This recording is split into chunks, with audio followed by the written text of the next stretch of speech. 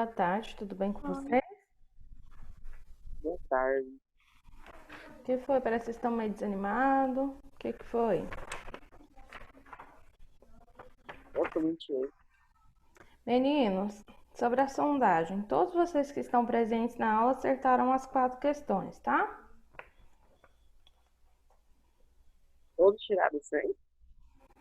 Os que estão presentes na aula, sim, Ah, tá bom? Na verdade, essa sondagem ela não tá valendo 100 não, tá valendo 40 pontos. Cada questão valia um ponto, tá bom? Vamos lá, vocês estão. Peguem o livro 2 de vocês de geografia, vão lá no capítulo 1 que nós vamos revisar o conteúdo para o simulado de amanhã, tá bom? Simulado não tá difícil, tá dentro daquilo que a gente já fez de atividade, então basta vocês focarem o que tá mais importante lá de conteúdo, só ler para relembrar mesmo, vocês vão conseguir fazer o simulado tranquilamente, tá bom? Viu?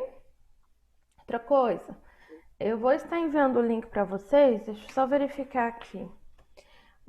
O meu link de acesso no Zoom às 2h50. Cada professor vai ficar 40 minutos. Às 2h50. Então, professor, como que vai ser? Vocês vão entrar no Zoom, tá? Quem tiver alguma dúvida de alguma questão ou teve algum problema, ou Emanuel, você tá na aula errada. Emanuel, Ô tia, porque você mandou no grupo do sexto ano. eu mandei errado, deixa eu tirar lá. Pode sair. Eu vou apagar, tá?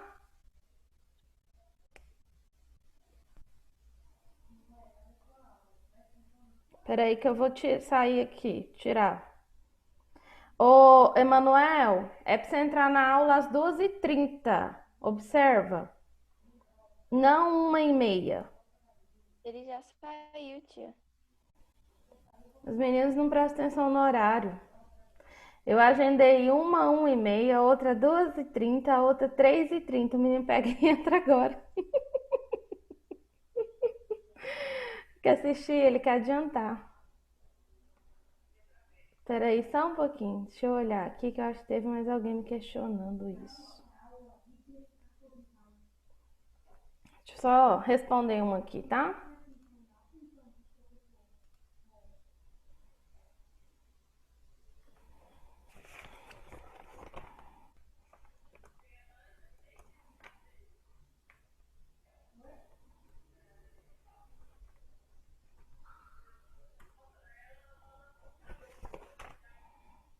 Pronto. Pra não ter problema.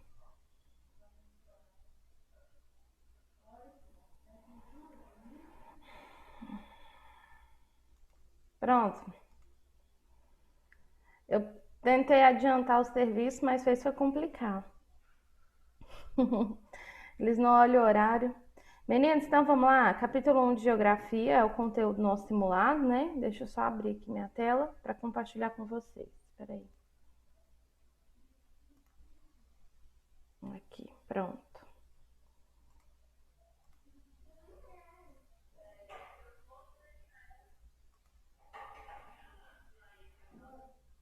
Espera aí, só um segundo.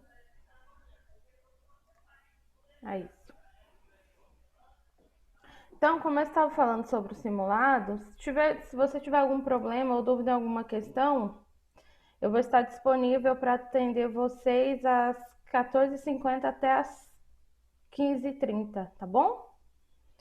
Ah, tia, tá falando que não pode tirar dúvida? Na minha opinião, pode. É claro que eu não vou te ajudar a responder e nem mandar você pesquisar onde tá. Mas aquilo que der para te esclarecer, eu vou esclarecer. Embora eu acho que vocês não vão ter dúvida nenhuma, porque não tá nada fora daquilo que a gente não fez ainda, tá bom? Então, se você tiver algum problema com o acesso ou algum tipo de dúvida, pode entrar no Zoom e me perguntar nesse horário. Alguma dúvida sobre isso? Sim? Não? Então tá bom. Só isso mesmo, tá? De recado importante para hoje. Então vamos lá.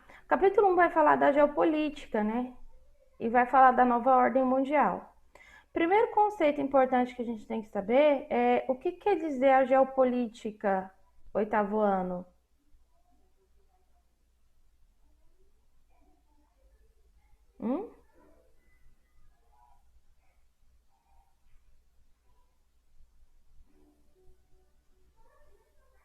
Alguém sabe dizer o que é?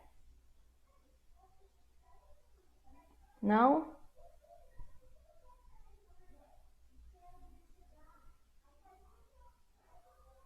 Sim, não? Sério? Ninguém sabe dizer o que é geopolítica? Então vamos lá.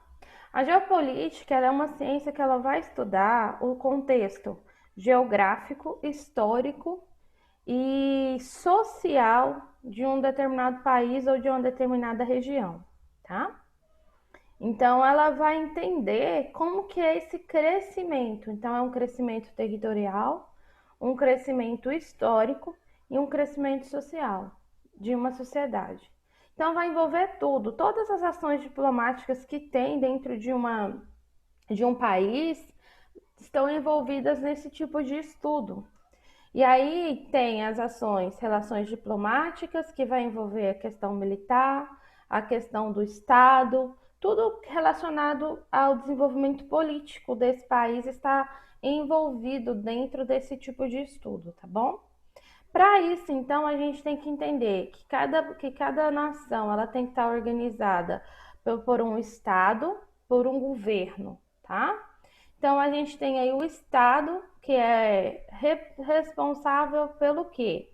Ele é responsável pela administração, né, de todas as questões políticas, pela organização de governo de um território, tá? Então, ele vai defender a soberania. A soberania é o exercício de poder que o Estado tem sobre um território. E a cidadania, que é o exercício de direitos e deveres que todo cidadão tem, tá bom? Então, o livro de vocês vai trazer nessa primeira página o que eu quero que vocês façam. Aquilo que é importante marcar aí, o que eu tô falando, que você acha que é interessante. Se você não marcou, faz a marcação.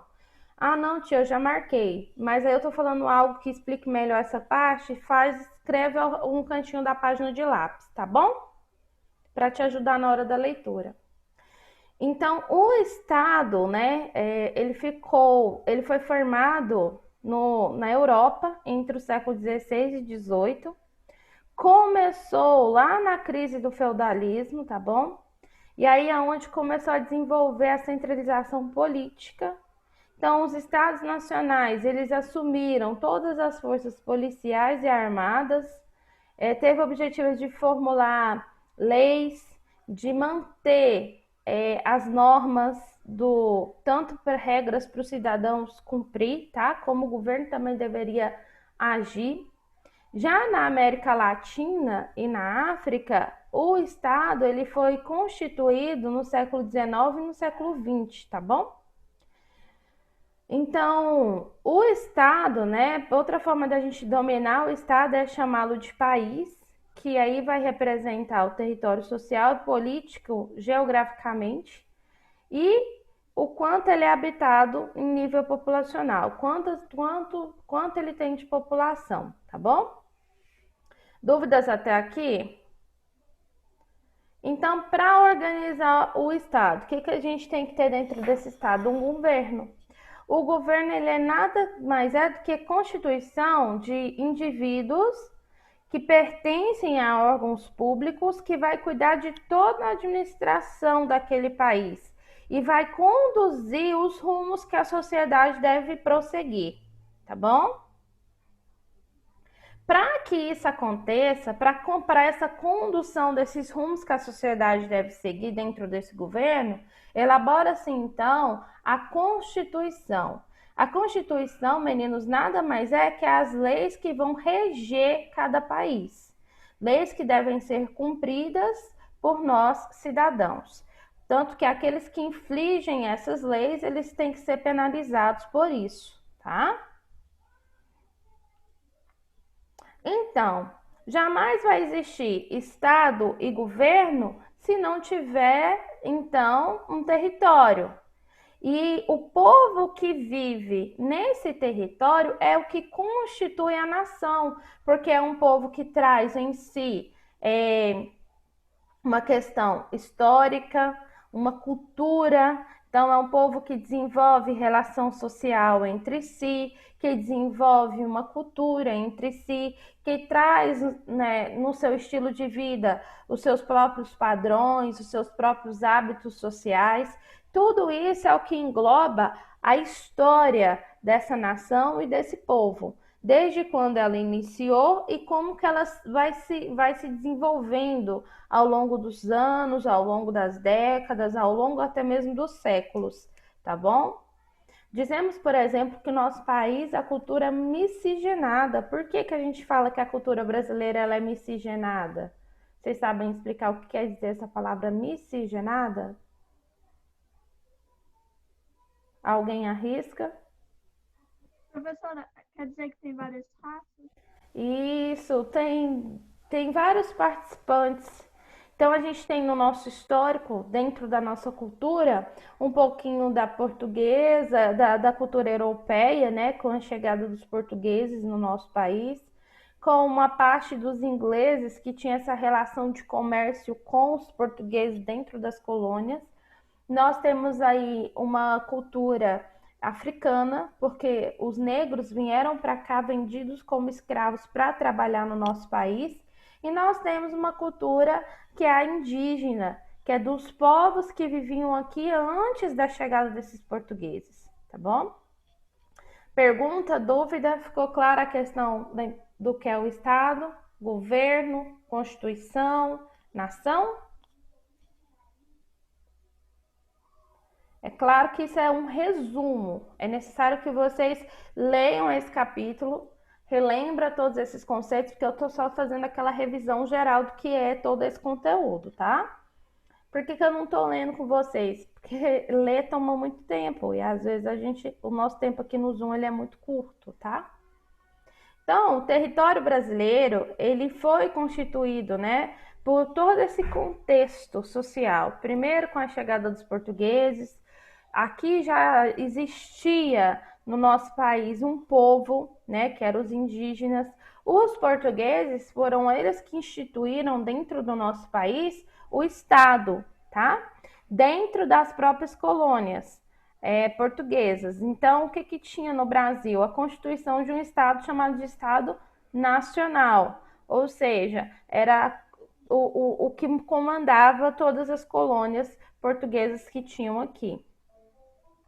Atualmente, então, a geopolítica ela vai estudar como os estados se relacionam. Se você não marcou isso aqui, você pode marcar. Segundo as leis internacionais a respeito de soberania de cada país, tá? Então, é isso que ela vai fazer, tá bom? Deixa... Só um minuto, menino.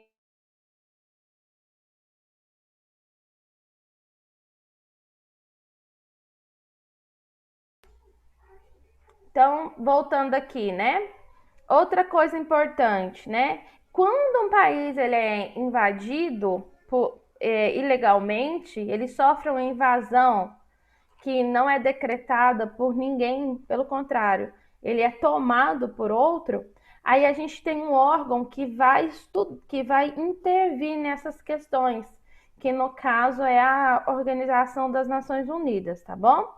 A Organização das Nações Unidas, ela foi organizada depois da Segunda Guerra Mundial, depois do ano de 1945. O que ela vai fazer? Ela vai intervir nessas questões diplomáticas, conflituosas, que possam acontecer em qualquer nação ou qualquer país.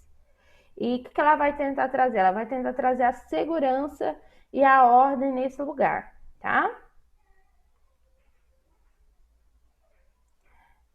Então, aqui, ó, os conflitos e tensões geopolíticas. A maior parte dos conflitos e tensões geopolíticas acontecem justamente por divergência de ideias, quando um não aceita a ideia do outro. Então, vem os conflitos, tá?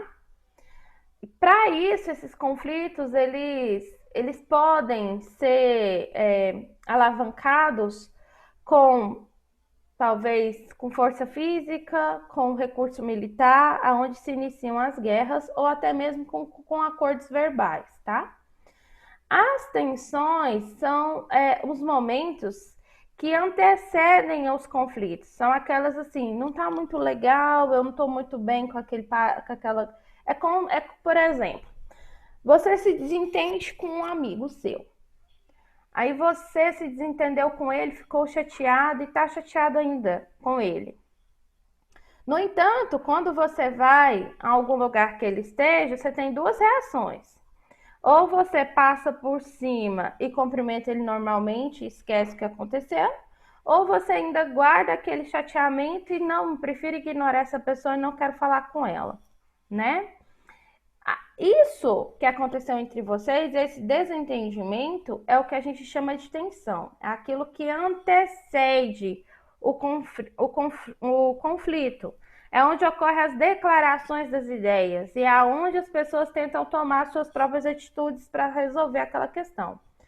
O conflito em si, ele já é aquela coisa bem de frente. Um fica de frente para o outro e fala, não aceito isso, eu não quero, a minha ideia é essa, a minha ideia é contrária à sua.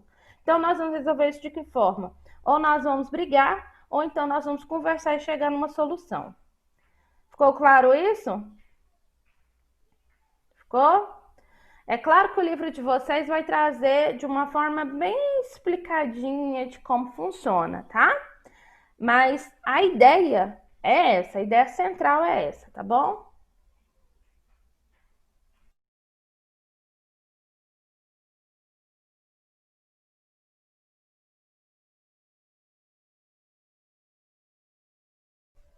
Já a regionalização mundial e a geopolítica. Então, através da geopolítica, é possível você analisar todo o espaço mundial, como que todos os países eles se relacionam entre si, quais que são as suas influências, tá? E qual a posição que ele ocupa no planeta inteiro. No entanto, os fatores importantes que marcam essa história mundial, ela acontece em diferentes momentos. E é elas que são responsáveis por criar, formar as potências, tá?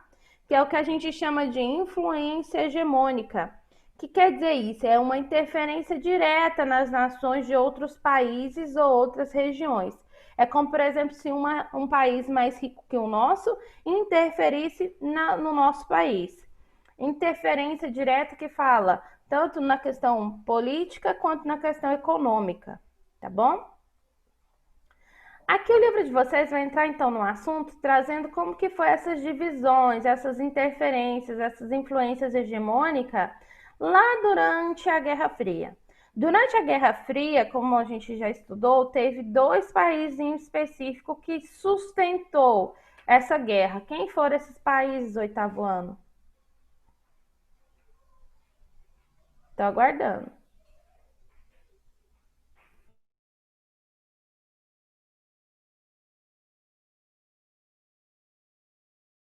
É ela que não tinha ido ainda. Professora, Pode falar. professora, Pode falar. os Estados Unidos e a União Soviética? Isso. Outra pergunta. Por que os dois tiveram esse conflito durante um tempo após a Segunda Guerra Mundial, que é chamado de Guerra Fria? Qual era o conflito entre as duas nações?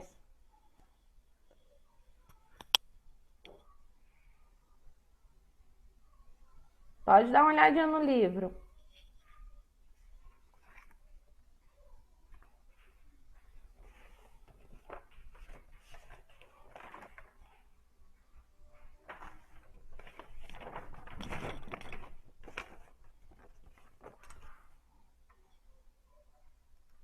Professora, Ah, é porque os Estados Unidos defendiam o capitalismo e a União Soviética o socialismo? Isso mesmo.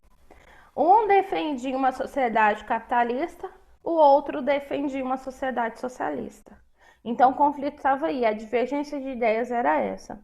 Por isso foi sustentada uma guerra durante um bom tempo entre essas duas grandes nações. E aí, gente, isso era o conflito, né, que existia entre eles.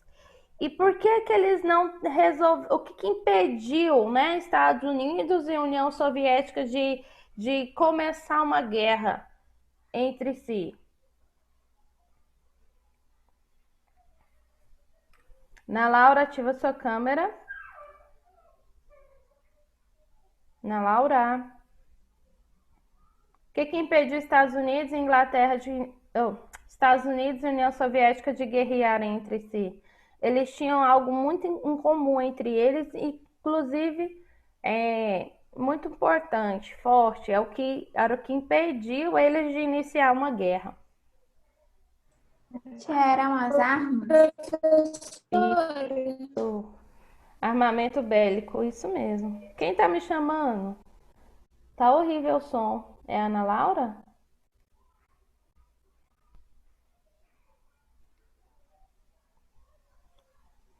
Isso mesmo, as armas. Todas as duas grandes nações aí, Estados Unidos e União Soviética, tinham o mesmo controle de armamento, inclusive controle de armamento nuclear. Isso é o que impediu que os dois países entrassem em uma guerra um contra o outro. Então, eles sustentaram a Guerra Fria à medida que todos os dois iam investindo em armamento militar, até que algo aconteceu e as duas potências se respaldaram e uma saiu vitoriosa se comparado com a outra. O que que aconteceu? Lembra disso?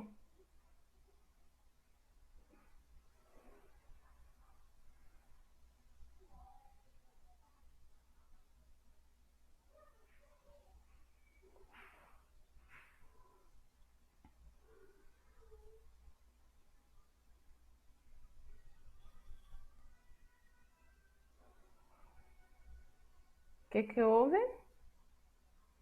Vocês lembram?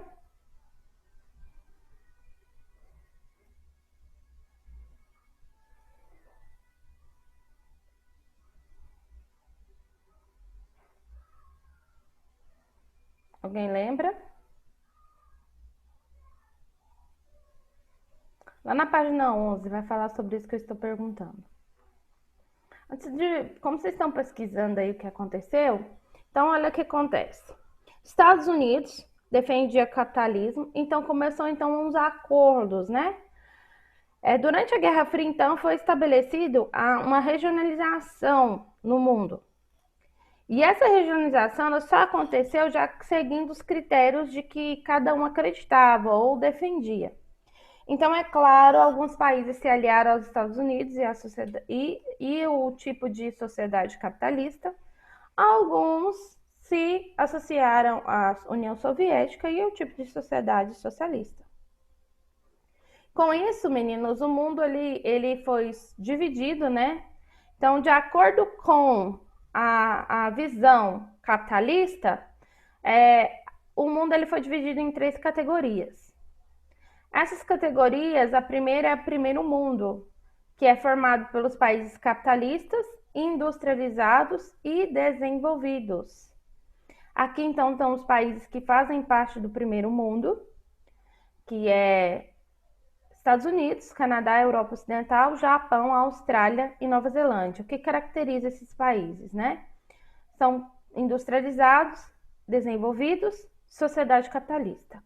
O terceiro mundo o segundo mundo eram os países socialistas, né? De economia planificada. Quem que fazia parte desse grupo? União Soviética, os países da Europa Oriental, Cuba e China. Quando a gente fala de economia planificada, é que a economia ela era igualitária para todos, tá bom? Não tinha essa distinção de quem tinha mais, tá? E o terceiro mundo é todo aquele restante, que era composto por países em desenvolvimento ou subdesenvolvidos, que no caso são os países que se localizam no continente africano, na América Latina e na maior parte da Ásia, e aqui estamos nós dentro desse contexto, tá bom? Então vamos lá. Página 11. Alguém conseguiu achar a resposta que fiz?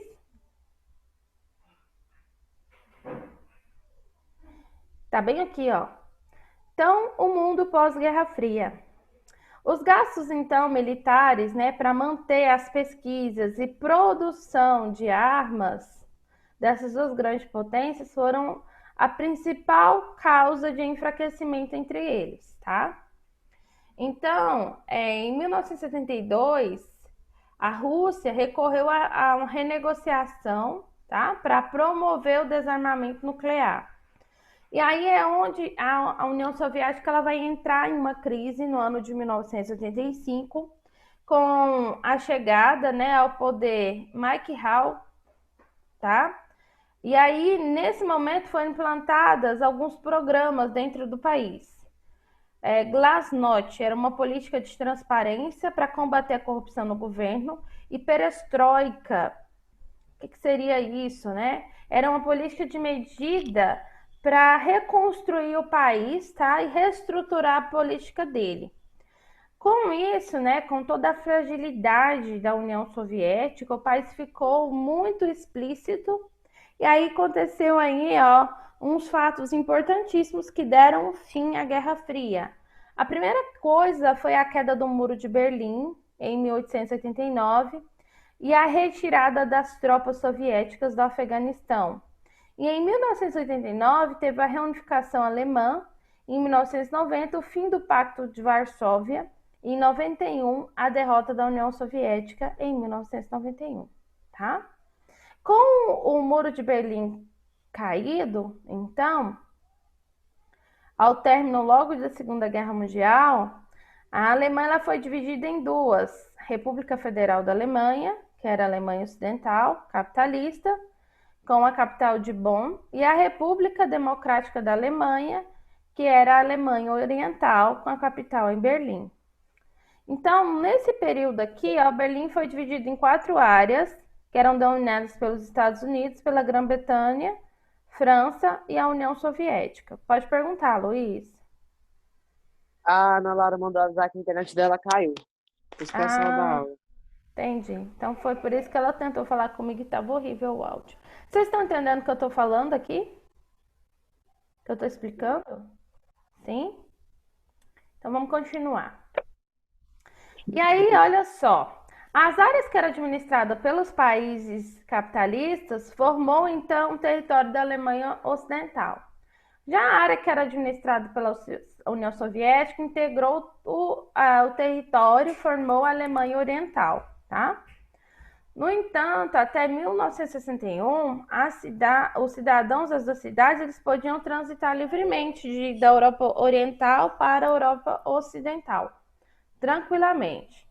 Mas com o acirramento do conflito da Guerra Fria, então o governo da Alemanha Oriental resolveu construir, né, o muro, que é o Muro de Berlim, e aí impedir então que esses cidadãos eles transitassem de um lado para o outro, tá?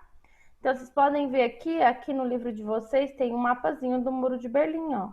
Tá vendo aqui? É esse muro aqui, tá? Então, foi impedido isso, mas é claro que isso não perdurou por muito tempo. Então, no ano de 89, o sistema socialista passou por uma crise, né, principalmente no leste da Europa, e isso aprofundou muito o governo, né, na Alemanha Oriental, e aí ele começou a emitir um comunicado que ele sinalizava todas as restrições, né, e impedia a migração dos cidadãos da Alemanha Oriental para a Ocidental, tá? Esse comunicado aí foi muito mal interpretado pelos berlinenses e aí ó, compreendeu que a liberação passou a existir no momento da divulgação. E aí, com isso, gente, aconteceu uma série de protestos, aconteceu uma série de ações, né, contra essa tomada de decisão. E o governo da Alemanha Oriental não impediu a população de destruir o muro.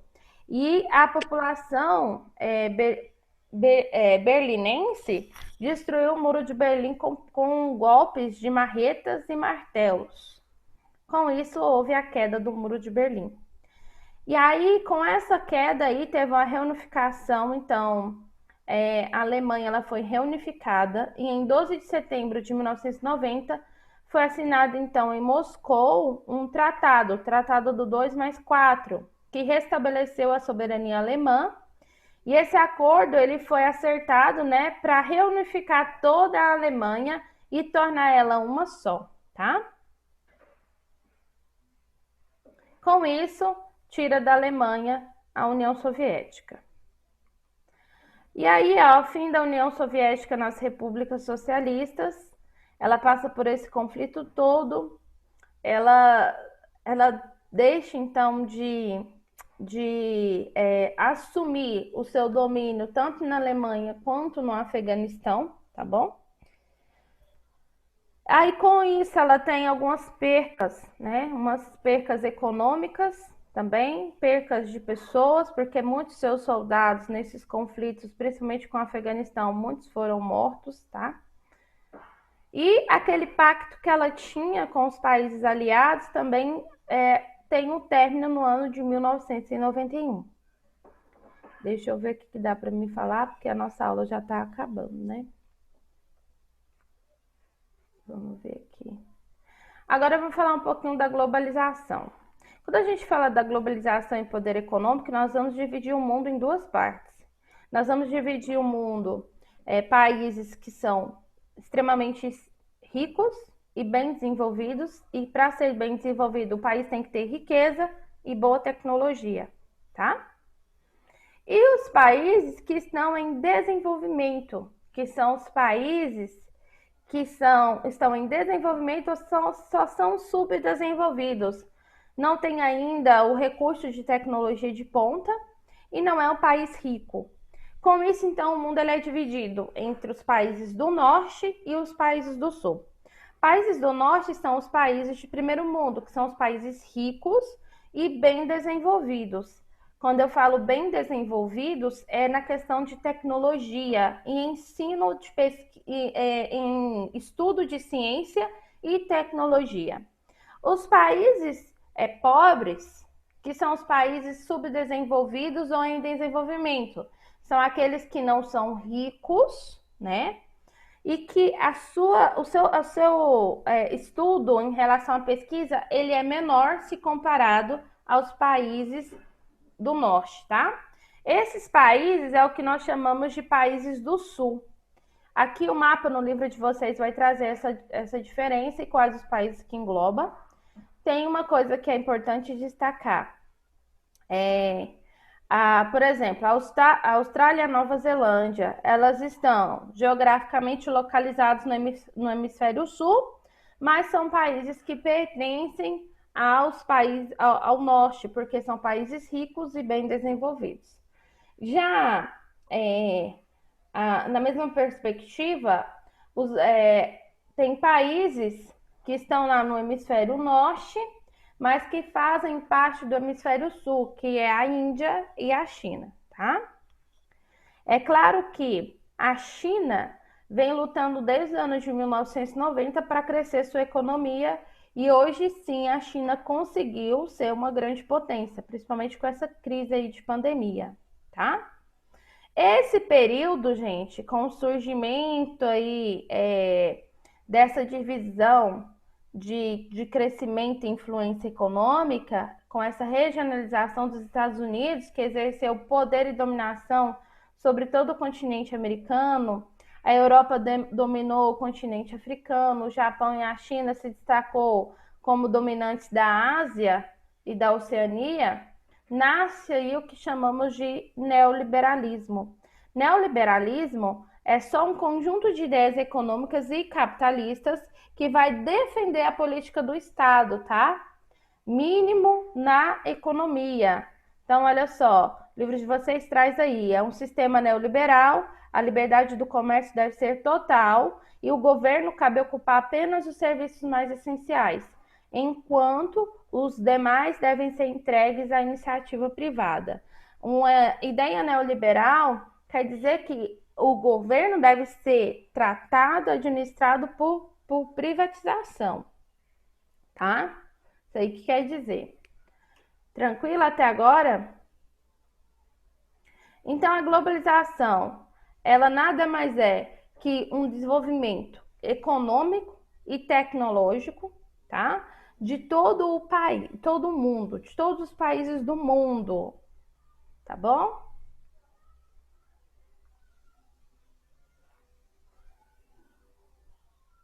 Tá. Dentro da globalização, e para que esse crescimento econômico aconteça em todos os países do mundo, a gente tem algumas coisas em destaque, que são as multinacionais e as transnacionais.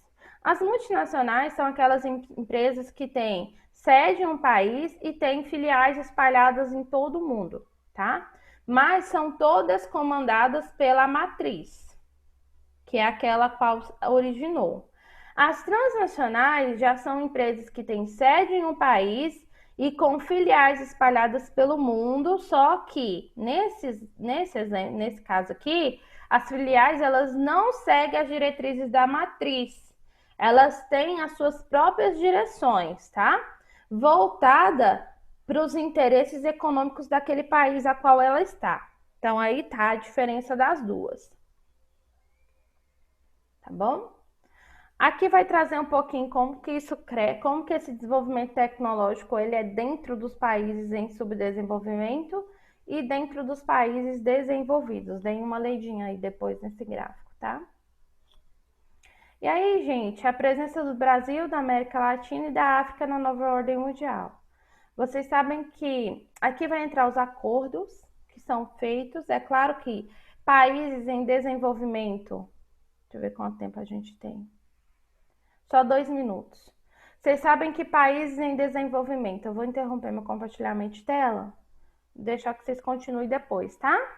Países em desenvolvimento são países que vão fazer acordo com países mais desenvolvidos, porque eles não são bobos, né?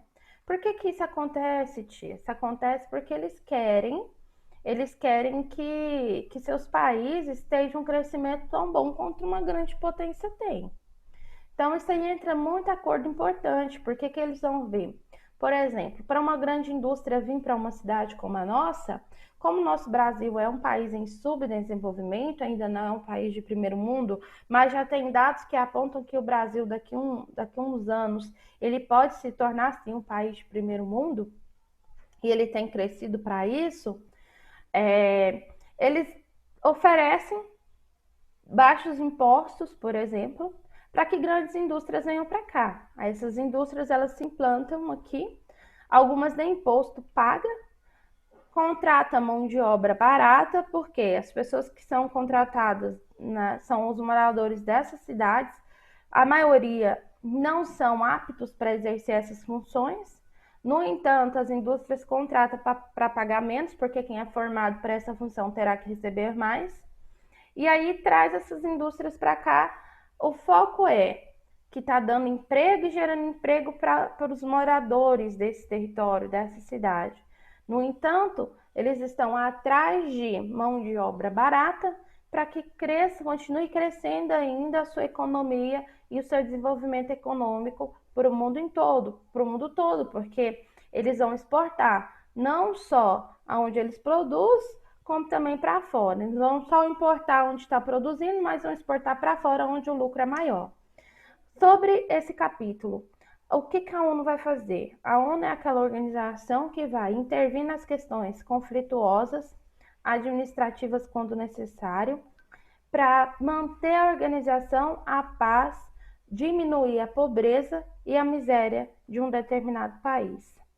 Meninos, então, no mais, o geral do capítulo é isso. Vocês têm alguma pergunta? Não? Tranquilo? Mais uma vez, quero dizer para vocês que o simulado não tá difícil. O Luiz saiu, nem sei porquê, né? Tá dentro do que a gente já fez de atividade, né?